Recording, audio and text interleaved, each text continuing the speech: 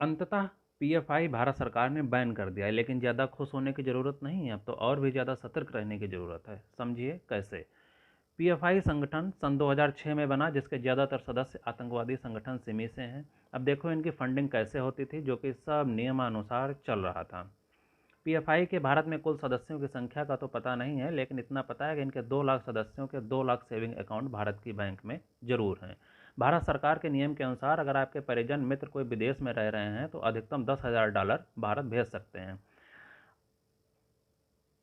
अब अगर माने कि ये इन 2 लाख खातों में हर महीने सिर्फ $500 इनके परिजन भेजते होंगे, मतलब करीब 800 करोड़ रुपए हर महीने इन 2 लाख सेविंग अकाउंट में आते थे। इसका 85% पीएफआई को जाता था, बाकी 15% सेविंग खाते वाले का इनाम है।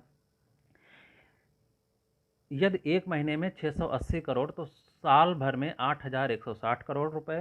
पीएफआई 16 सालों से चल रही है। इस हिसाब से 1,30,560 करोड़ रुपए की इनको विदेशी फंडिंग टोटल हुई। अब तो समझ आ ही गया होगा कि सीएए, एनआरसी, हिजाब मामला, किसान आंदोलन, कश्मीर में पत्थरबाजी, पूरे भारत में हमेशा कहीं ना कहीं हिंदू मुस्लिम दंगे, सर तन से जुदा पर करोड़ों के इनाम, इन सब कामों के पैसे कहाँ से आते थे। तभी तो ये कहते थे कि सन 2047 तक हम भारत को इस्लामी राष्ट्र बना देंगे। एक बात और ध्यान देने योग्य है कि सिर्फ बिहार में पीएफआई के 15,000 से ज़्यादा ट्रेंड लड़ाके हैं। बात करते हैं पीएफआई के बड़े लड़के की, जिसका नाम है एसडीपीआई, जो कि पीएफआई का राजनीतिक विंग है। ये चुनाव लड़ता है ताकि पीएफआई को पूरा राजनीतिक श्रेय मिले और सीधे लोकसभा और विधानसभा में हंगामा मचाकर पीएफआई की सुरक्षा की जा सके। एसडीपीआई के कार्यकर्ताओं पर ही केरल में हिंदुओं की हत्या और हिंदू लड़कियों का जबरन धर्म परिवर्तन के अनेकों आरोप पहले से लगे हुए हैं।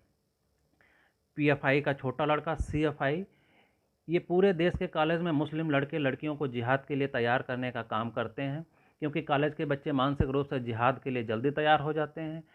इनको बाबरी मस्जिद की ज़मीन वापस लाने का टास्क दिया गया है। इन्होंने इस बात का खुलासा अपने वेबसाइट पर खुलेआम कर रखा है। पीएफआई की महिला विंग की बात करते हैं, जिसका नाम है एनडब्ल्यूएफ, जो महिला जिहादियों का विंग है। कहते हैं कि यही विंग सबसे ज़्यादा खतरनाक है। ये कोई भी टास्क करने में हिचकते नहीं हैं। ये कुछ भी करने को और किसी भी हद तक जाने को तैयार हैं। इसीलिए आपने देखा होगा कि इनके हर प्रोटेस्ट में सबसे आगे मुस्लिम लड़कियां, सबसे आगे मुस्लिम महिलाएं होती हैं।